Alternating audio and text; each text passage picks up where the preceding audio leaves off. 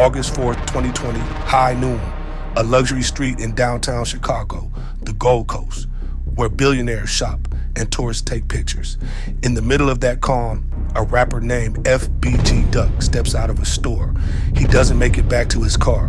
Before he can react, gunmen open fire. 30 seconds.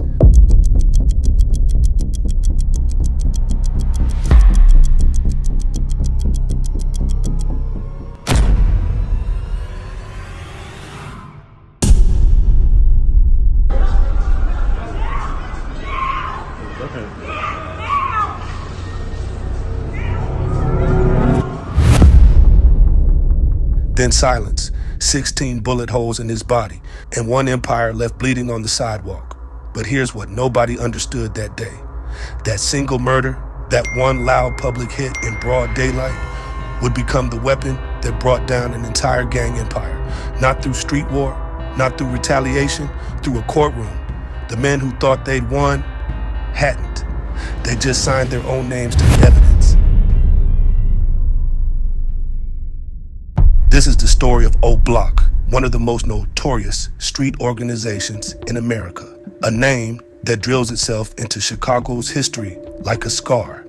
And it's the story of the man whose death finally made the system pay attention.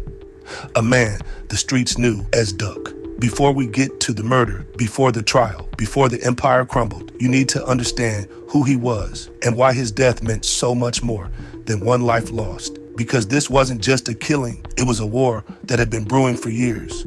Carlton Weekly, that was his real name, born and raised in Chicago's South Side, in a city where a corner can decide your whole future before you're old enough to vote. Duck didn't just fall into rap. He rose out of a war zone with it.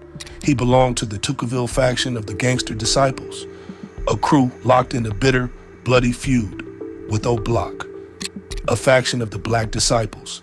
On paper, they were rival organizations. In the streets, they were families divided by a line on a map, a line drawn in blood. Duck turned that pain into music, drill music, the raw, brutal soundtrack of Chicago's streets. And this is where the story turns dark, because Duck didn't just rap about the beef, he weaponized it. In 2020, Duck released a song that would haunt him and everyone around him for the rest of their lives. The track was called Dead Bitches. It was a diss track aimed directly at OBlock. Direct, provocative, painful. It named names. It mocked losses. It turned grief into ammunition. To Duck, it was just music, an outlet, a way to win a war of words that the streets were fighting with guns. But to OBlock, it was a declaration, public disrespect in front of the whole city, the whole internet.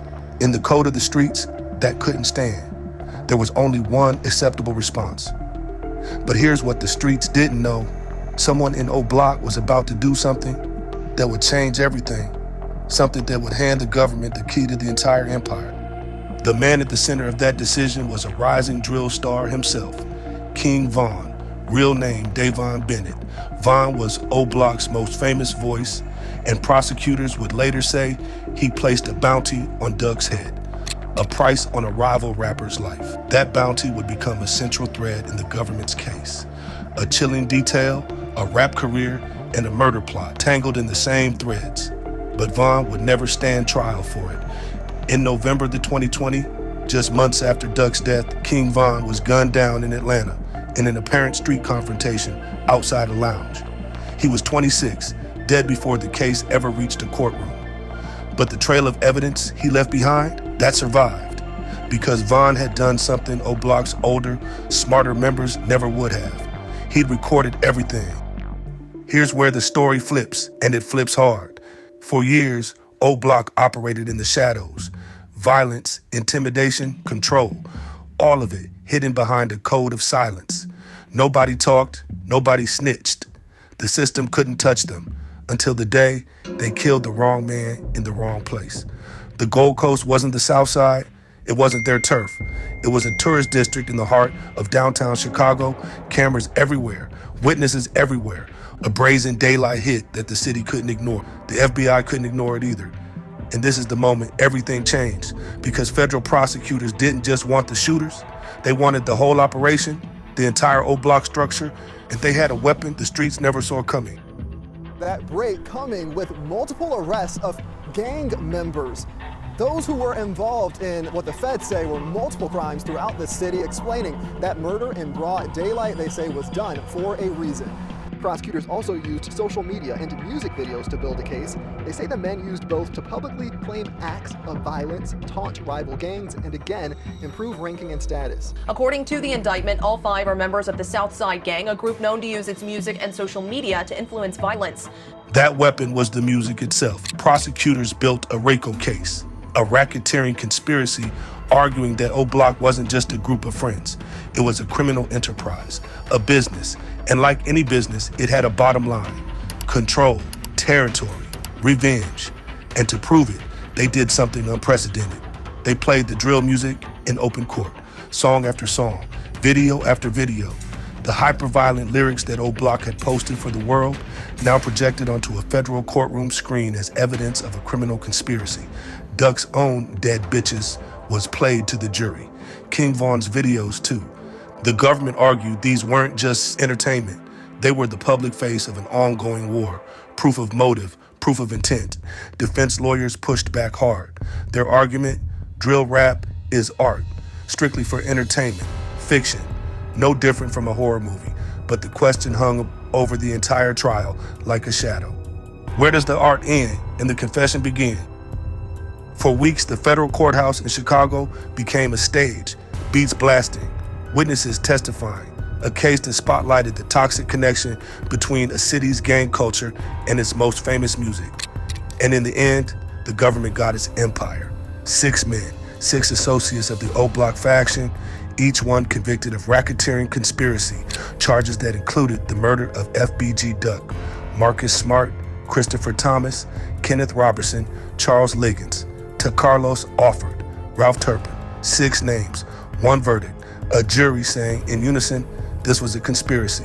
This was organized crime, and you are responsible. The empire that thought it was untouchable, it crumbled in a single courtroom. Think about what actually happened here. The most feared street organization in Chicago didn't fall to a rival gang. It didn't fall to the streets. It fell to paperwork, to subpoenas, to a federal case built on songs that were supposed to be entertainment. The violence they rapped about became the evidence that convicted them. That's the twist nobody saw coming. That's the part of the story that still sends chills through the drill rap world. Because if OBlock could fall like this, if their own lyrics could be turned into handcuffs, then what does that mean for every rapper in every city rapping about their real lives? The music industry watched. The streets watched. The message was unmistakable. The game had changed forever. But let's go back.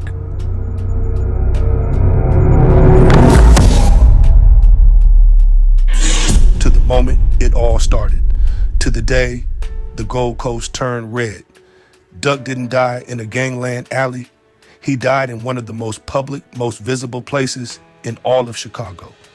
A hit so brazen, it was almost a statement. Nobody is safe. For his family, his mother, Lashina Weekly, who would later stand near that same street and demand justice, the loss was devastating. A son, a talent, a future, taken in 30 seconds of daylight. For the city, it was a wake-up call, a sign that the violence had spilled out of the neighborhoods and into the heart of downtown, that no line was safe anymore. And for the case that would follow, it was the fuse, the spark that lit a federal investigation no one could stop. Now step back and see the whole picture. 2 rappers, both talented, both young, both rising. Duck and Vaughn, 2 sides of the same tragedy. One killed in broad daylight, one killed months later, hundreds of miles away. 2 lives and countless others caught in a war that started with a line on a map and ended with the federal verdict. The drill scene that Duck helped define, it didn't disappear, but it changed, forever shadowed by the knowledge that the streets and the courtroom were now the same battlefield. The song that was supposed to be his voice became the evidence of his death, and the empire that ordered it became the proof that the system could and would win. There's a bitter irony in all of this that's hard to shake. Duck wanted to be heard. He wanted his pain his crew, his story on the record.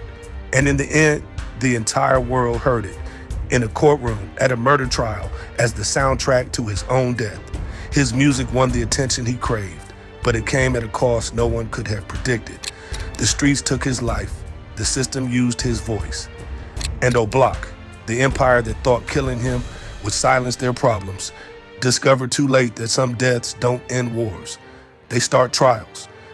And that's the story of how one murder unraveled a gang empire, a story of music, violence, and the thin line between art and evidence.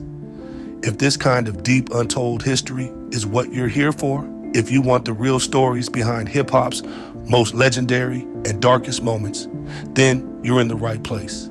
This is Hip Hop History Vault, and we don't skim the surface.